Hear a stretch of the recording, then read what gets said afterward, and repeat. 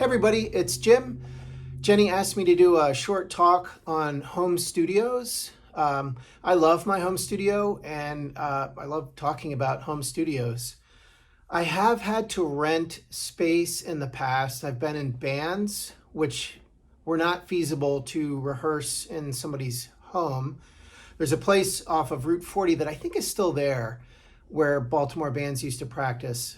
And on North Avenue, the Arts and Craftsman Supply store near Micah used to be the Hour House. And I had a space there in the upper right corner of that building. And that was my favorite place.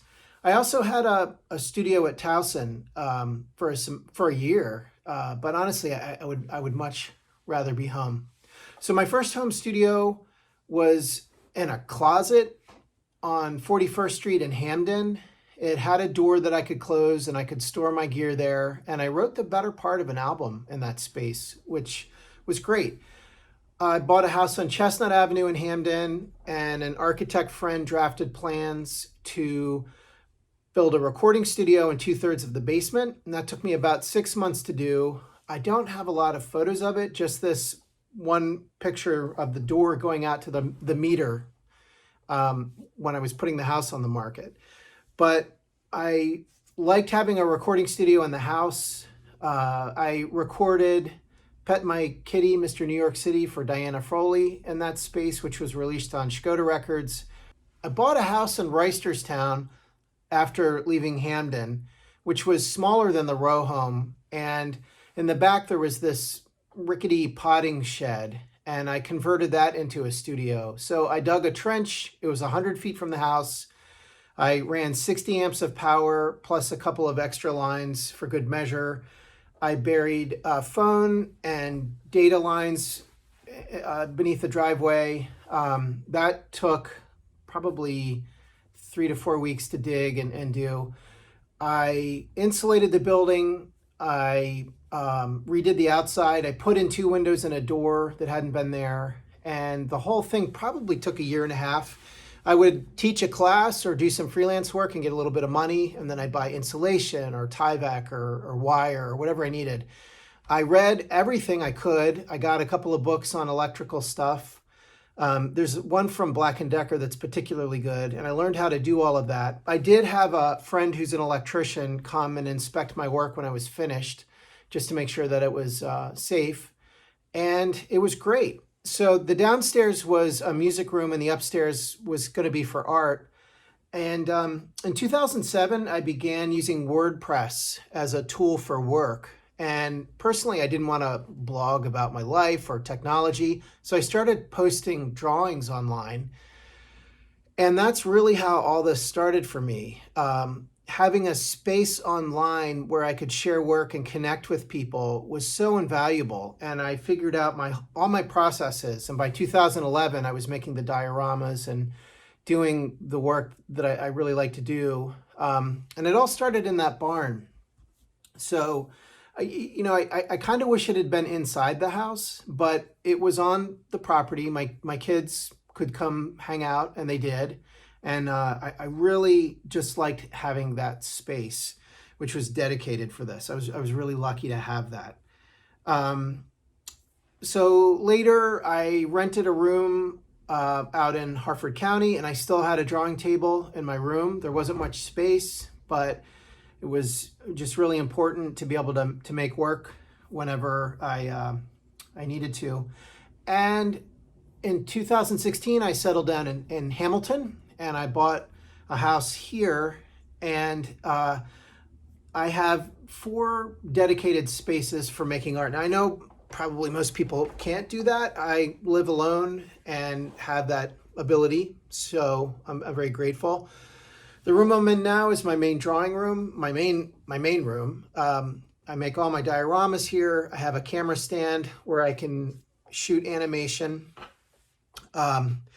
In my bedroom, there's this really big closet. And so I made a multi-plane camera stand in there. That was invented by Disney. And I made a cheap one out of parts that I found and some replacement glass I got at Home Depot.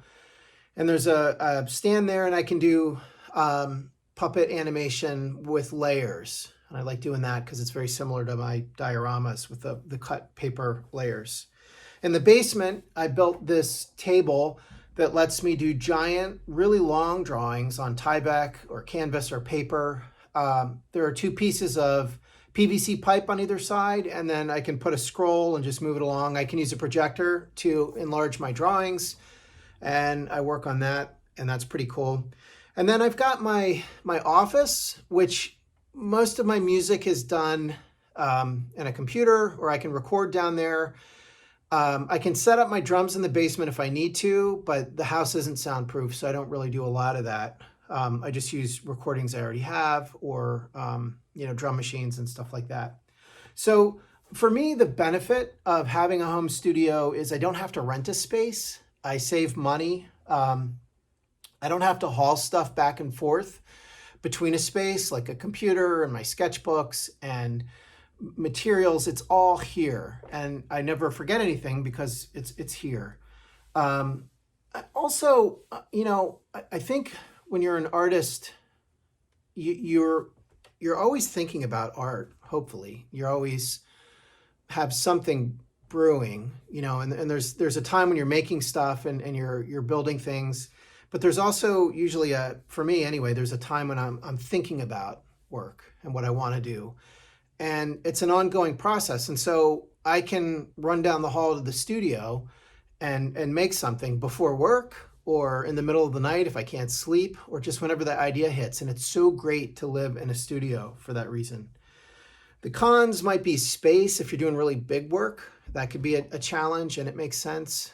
I've heard some people talk about community and being able to bounce ideas off of other artists. And that's important. I've gotten around that by the internet and having friends online. Years ago, people blogged a lot more, and you could connect to other people. With the decline of Google Reader, it's a little harder to do that. But Instagram and social networking do make it possible, and I've filled that void for me doing that. Another con might be if you have kids, or you're taking care of a parent, or there's just too many distractions in the house, or that it's not big enough. And I get that. So I've kind of bypassed all of that. And so that's my story, and I'm going to stick to it, and I'm going to stop talking now. This video is intended for a class, and I imagine we'll all talk after. So thanks for listening. Bye.